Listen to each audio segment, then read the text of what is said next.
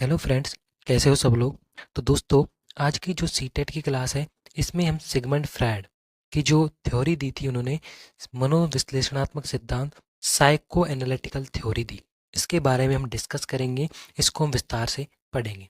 तो देखिए, सबसे पहले जो मनोविश्लेषणात्मक सिद्धांत, जो साइको एनालिटिकल थ्योरी है, उसको देने वाले व्यक्ति हैं, प्रतिपादित जो किया है वो किया है सिगमंड फ्रायड ने। और इस सिगमंड फ्रायड में ये भाई साहब यहाँ पर है, ठीक है।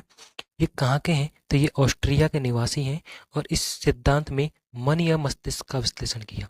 तो जो साइको एनालिटिकल थ्योरी दी, मनोविश्लेषणात्मक जो सिद्धांत दिया, उसमें मन अर्थात जो मस्तिष्क का विश्लेषण किया है। मन और मस्तिष्क दोनों को चीज़ों का विश्लेषण इन्होंने किया है, ठीक है। अब आगे की बात करते हैं। तो जो सिगमंड फ्रायड है, इन्होंने मन के जो है 3 भाग बताए हैं। कितने भाग बताए मन के? 3 भाग बताए हैं, 3 प्रकार बताए हैं। कौन कौन सा? चेतन मन, कॉन्शियस माइंड, अर्धचेतन मन, सबकॉन्शियस माइंड, और अचेतन मन, अनकॉन्शियस माइंड होता है। चेतन मन जो होता है, वो पूरे मन का जो है 10% भाग होता है, चेतन मन होता है, ठीक है। चेतन मन जो होता है, प्रेजेंट के विचारों से संबंधित होता है, मतलब कि जो वर्तमान जो है उससे संबंधित किसका मन, कौन सा मन होता है? चेतन मन जो होता है वो हमारे वर्तमान मन से, वर्तमान में जो चल रही घटना है उनसे जो संबंधित होता है। वर्तमान में जो हमारे मस्तिष्क में, मन में जो हमारे विचार चलते हैं, उनसे जो संबंध कौन रखता है? चेतन मन संबंध रखता है, ठीक है। अर्धचेतन मन, सबकॉन्शियस माइंड, तो अर्धचेतन मन जो होता है वो लगभग, मतलब कि न के बराबर होता है, लेकिन कुछ 0.11% करीब होता है, 0.1%, तो उसको हम न के बराबर मानते हैं। इसमें हमें तुरंत ज्ञान नहीं होता, ज्ञान तुरंत नहीं मिलता, लेकिन कुछ समय देकर इसको याद किया जा सकता है। जैसे कि कोई चीज़ हमने पहले याद की तो उसको हम भूल जाते हैं, उसका हमें ज्ञान नहीं होता, लेकिन कुछ समय देते हैं, जैसे 1 मिनट 2 मिनट का टाइम देते हैं, तो वो जो है अचेतन मन से याद आ जाती है। जैसे कि स्वप्न में जो हम याद करते हैं, वो जो है कभी कभी इसमें रह जाती है। अचेतन मन, अनकॉन्शियस माइंड, जो कि 90% होता है पूरे मन का, ठीक है। इसमें वे बातें होती हैं जो हम भूल चुके होते हैं और हमारी याद करने पर भी याद नहीं आती हैं, जो 90% होता है अचेतन मन। इसमें याद करने पर वो बात मन में याद नहीं आती।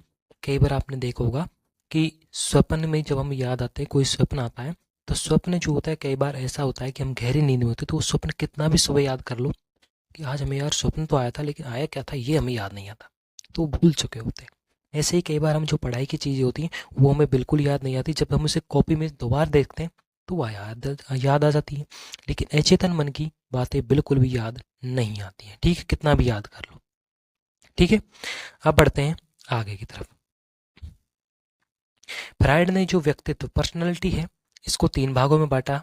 अब कौन कौन से भाग हैं, उन भागों को मैं यहाँ पर देख लेते हैं। तो सबसे पहले इन्होंने इदम आईडी दिया, इदम आईडी जिसको हिंदी में इदम कहते हैं। फिर उन्होंने ईगो, जिसको अहम दिया, और तीसरा सुपर ईगो, जिसको परायम नाम दिया। तो सबसे पहले हम आई डी, इदम की बात करते हैं। तो इदम होता क्या है? तो नवजात शिशु होता है, उसके जन्म के समय जैसी आकृति, बनावट, संरचना होती है, वह इदम कहलाती है। मतलब छोटा बच्चा है, अभी नया नया जन्म लिया है शिशु ने, तो उसका जब जन्म हुआ है तो उसकी जो आकृति होगी जन्म के समय, जो बनावट है, जो संरचना है उसकी, उसको क्या कहलाती है? वो उदम कहलाती है, उसे हम इदम कहते हैं, ठीक है। अब जो इदम वाले भाग है, ये व्यक्तित्व को जो इन्होंने 3 भाग बताए हैं, इसमें जो पहला है इदम, ये मनोविश्लेषणात्मक थ्योरी के अंदर आते हैं ये वाली चीज़ें, ठीक है। जो इदम है, इस किस पर आधारित होता है? सुखवादी सिद्धांत पर आधारित हो। सुखवादी सिद्धांत का मतलब है कि जो इदम है वो हमेशा दुख से बचना चाहता है, ये दुखों से इसका कोई संबंध नहीं होता, दुखों से हमेशा बचना चाहता है और सुख प्राप्त करना चाहता है। यह लिंग शक्ति का प्रतीक होता है, प्रतीक होता है, लिंग शक्ति का इसका प्रतीक होता है। इसकी प्रकृति जो है वो तर्कहीन होती है। तर्कहीन मतलब कि तर्कयुक्त नहीं होती। कोई भी जो थ्योरी इन्होंने जो इदम के अनुसार जो कोई भी थ्योरी अगर दी है तो वो तर्कहीन होती है, कोई इसका कोई अपना अस्तित्व भी नहीं होता, ऐसी होते इस प्रकृति इसकी, ठीक है। इसका अपने कार्यों पर नियंत्रण भी नहीं होता, कोई कार्य के उस पर कोई नियंत्रण नहीं होता, और इदम के द्वारा किए गए कार्यों का जो है परिणाम भी पता नहीं होता, ठीक है। कोई जैसे कोई भी कार्य की उसका परिणाम नहीं पता होता कि आगे क्या होगा क्या नहीं, ठीक है, क्योंकि इदम है। इदम जो है व्यक्ति से ऐसे ऐसे कार्य करवाता है जिसका संबंध जो होता है हमेशा कैसे होता है? अनैतिक कार्यों से माना जाता है। ठीक है, इसका संबंध अचेतन मन से होता है। अचेतन मन से मतलब कि जिनको करो और भूल जाओ, क्योंकि बाद में तो याद आती नहीं है अचेतन मन की बातें। ठीक है, यह लूटो छीनो और मौज करो में विश्वास करता है। मतलब कोई भी हो, लूटो छीनो मौज करो, जैसे धन लूटो छीनो मौज करो विश्वास करो। अनैतिक कार्यों का भंडार होता है। अनैतिक कार्यों का भंडार मतलब कि ये गलत गलत कार्य करवाता है। जैसे कि छोटा बच्चा होता है वो एकदम के वशीभूत हो जाता है, क्योंकि ये क्या होता है, विकसित जन्म के समय से। जन्म के समय से जब तक किशोरावस्था नहीं आती उससे पहले पहले इदम विकसित हो जाता है।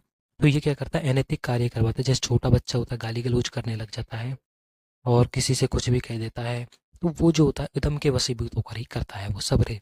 ठीक है, आगे बात करते हैं हम इदम की। तो ये किसका भंडार है, लिवडो का। लिवडो है, सॉरी ये लिब्दो नहीं लिवडो है। ठीक है, लिवडो का भंडार गृह माना जाता है। वयस्क व्यक्ति इदम के वशीभूत होकर जघन्य घटनाओं को अंजाम देता है। वयस्क कब होगा वो, उससे पहले जब बच्चा होगा तो वो एक करीब, उसको हम बच्चे की स्टेज में वयस्क मानते हैं, और वो जघन्य घटनाओं को अंजाम दे जाता है। जैसे कि किसी के साथ में कोई किसी, कहते हैं ना जब किशोरावस्था आती है उससे पहले व्यक्ति जो है, जब 10 साल का होता है बालक, जो उसको कहीं से गाली गलौज करना सीख जाता है, फिर वो किसी भी बहन बेटी से कुछ भी कहने लग जाता है, तो वो क्या करता है, जघन्य घटनाओं को अंजाम देता है। परिणाम का पता नहीं होता कि आगे क्या होगा, वो किसी से कुछ भी कहने लग जाता है। वो नहीं, ये नहीं सोचता कि क्या होगा आगे, मुझसे पिटाई होगी, क्या दंड होगा, नहीं, वो उसके बारे में नहीं सोचता। इसमें व्यक्ति की शारीरिक आवश्यकताएं और मूल आवश्यकताएं जैसे भूख प्यास सेक्स आदि को संतुष्ट करना होता है।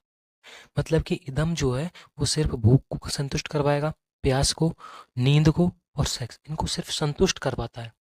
अगर किसी बच्चे को, किसी को सेक्स की इच्छा हो रही है तो वो सिर्फ उसे संतुष्ट करना चाहेगा, चाहे किसी भी तरीके से संतुष्ट करना पड़े उसे। ये पता नहीं होता उसे आगे किसका परिणाम क्या होगा अगर मैं इसे संतुष्ट करूं। किसी भी तरीके से, चाहे कैसे भी उसे संतुष्ट करना है तो करना ही है, ऐसा इदम का अस्तित्व होता है। ठीक है, इदम के वशीभूत होता है। ये सामाजिक आवश्यकताओं और नैतिक मूल्यों की चिंता किए बिना इच्छाओं की पूर्ति पर बल देता है। नैतिक मूल्यों की मतलब कि ये संबंध भी भूल जाता है कि किस तरीके का हमारा संबंध है। वो सब बिना नैतिक मूल्य, नैतिक मूल्य से इसका कोई संबंध नहीं होता। अगर उसको सेक्स करना है, भोजन प्राप्त करना है, उसको सेक्स करना है, प्यास पानी चाहिए, तो वो नैतिक मूल्य भूल जाता है। जैसे कि हम अनजान जगह पर गए तो हम कहते हैं कि घर पे अगर कोई लेडीज है तो बहन जी हमें थोड़ा सा पानी मिलेगा, वो कहता है पानी ला दे, या फिर खुद ही पानी पी के आ जाएगा। तो नैतिक मूल्यों की चिंता नहीं करता कि आगे क्या होगा। ठीक है, इस तरीके से। अब बात करते हैं हम ईगो की। अब ईगो क्या होता है, जैसे कहते हैं ना किसी में ईगो, किसी का ईगो आ गया, भाई इसमें ईगो है, इसका दिल हर्ट हो गया, भाई इसका ईगो है अपना अपना। तो ईगो क्या होता है, ईगो को एम कहते हैं। यह जो आवश्यकताओं और ये इच्छाओं की संतुष्टि की योजना का निर्माण करता है और उसका इम्प्लीमेंटेशन करता है या परिणामों की चिंता करता है। अब जैसे मान लीजिए आप कहीं अनजान जगह पर गए और वहाँ पे आपको भूख लग गई, तो आप डायरेक्ट ये तो कहोगे नहीं, आप एक बार सोचोगे यार इनसे भोजन कैसे मानूं और अपनी भूख भी संतुष्ट हो जाए। तो क्या कह रहा है, इच्छाओं की संतुष्टि की योजना का निर्माण करता है। तो भोजन मांगने की आप पहले क्या बनाओ, योजना बनाओ, फिर उसका इम्प्लीमेंटेशन करो या फिर परिणामों की चिंता करता है। मतलब यार मैं, घर में सिर्फ लेडीज है तो आप सीधा और घर में नहीं जाके मांगोगे, बाहर से बोलोगे, क्योंकि पहले परिणामों की चिंता करोगे अगर आप, तो बाहर से खाना मांगोगे।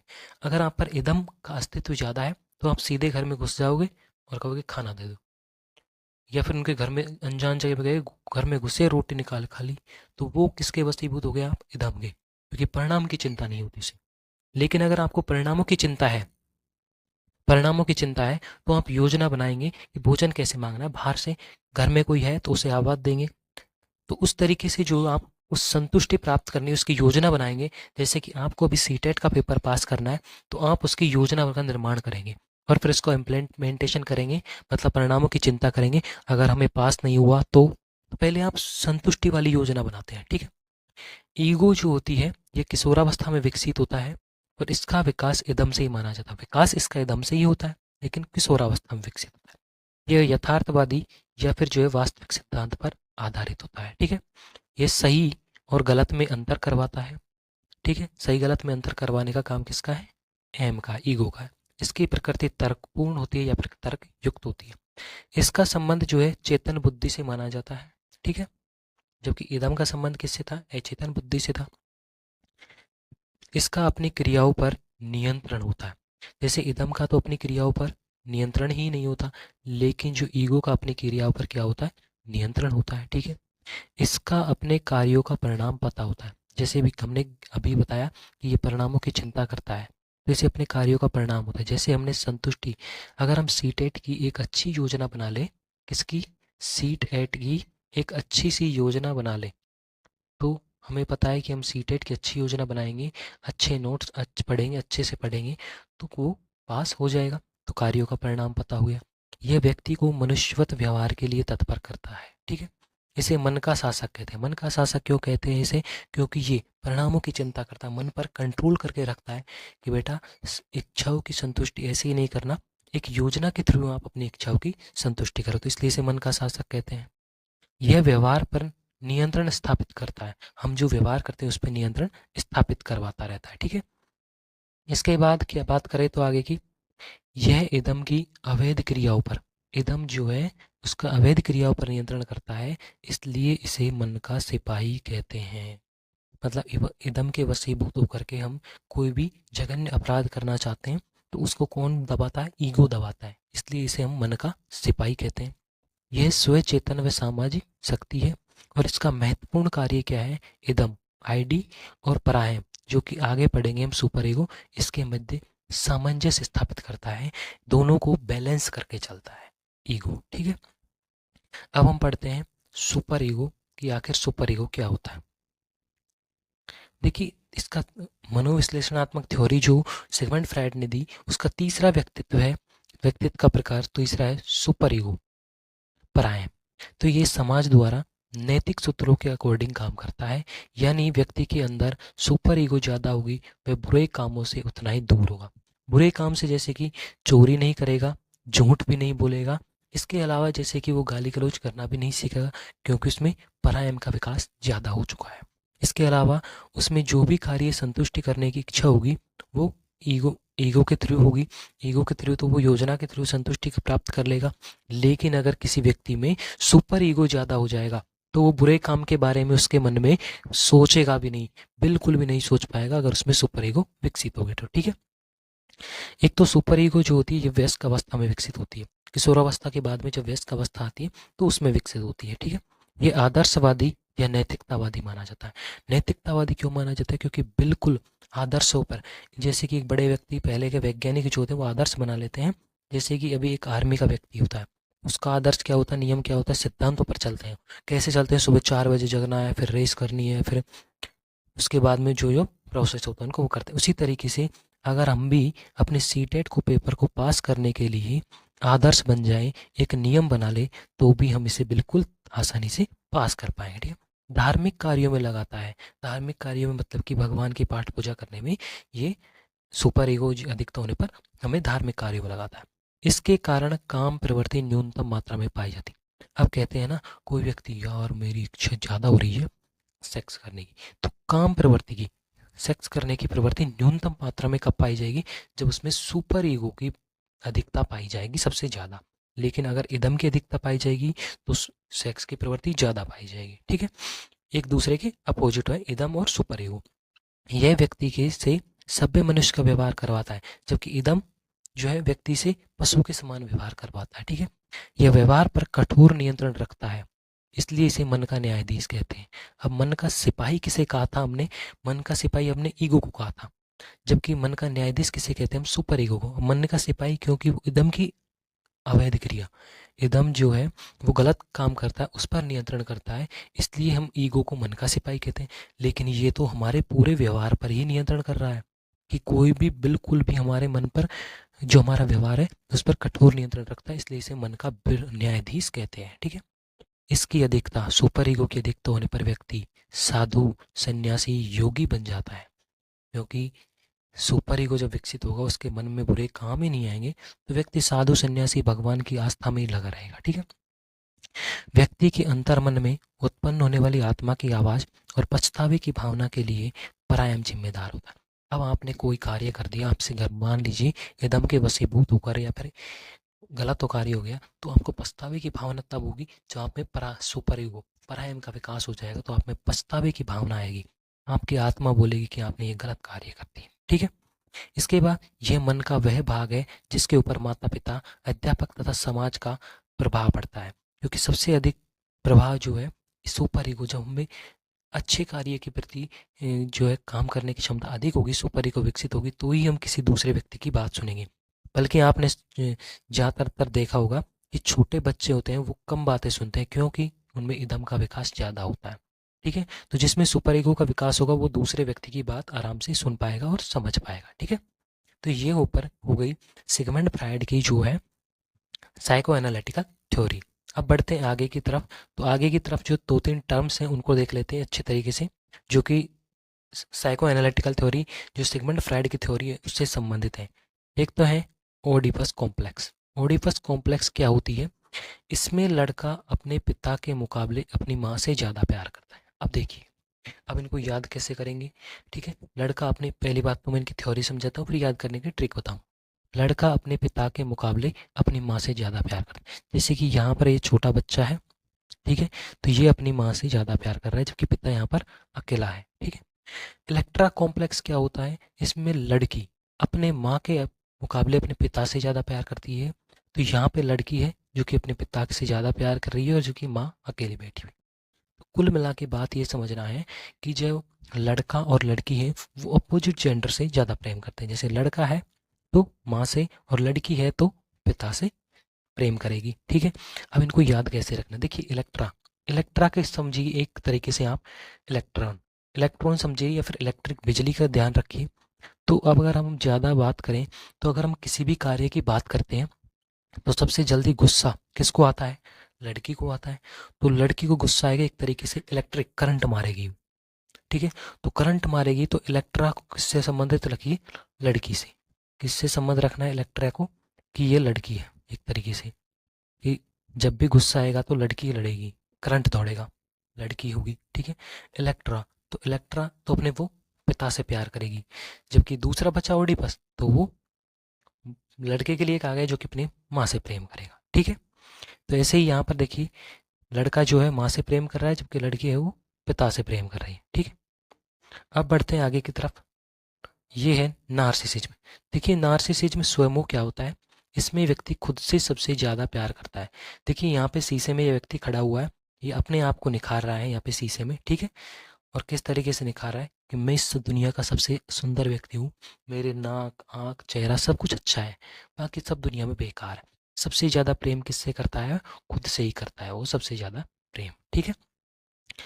तो फ्रेंड्स, यहाँ पर ये जो टर्म्स हैं वो भी खत्म हो गई हैं और psycho analytical theory Sigmund Freud की वो यहाँ पर कंप्लीट हो चुकी है। तो फ्रेंड्स, वीडियो अच्छी लगी तो वीडियो को लाइक करना, चैनल पर नए हो तो चैनल को सब्सक्राइब जरूर करना, और वीडियो अच्छी लगी तो एक बार कमेंट में नाइस लिखना, जो भी आपको अच्छा लगे वो ज़रूर लिखना। धन्यवाद।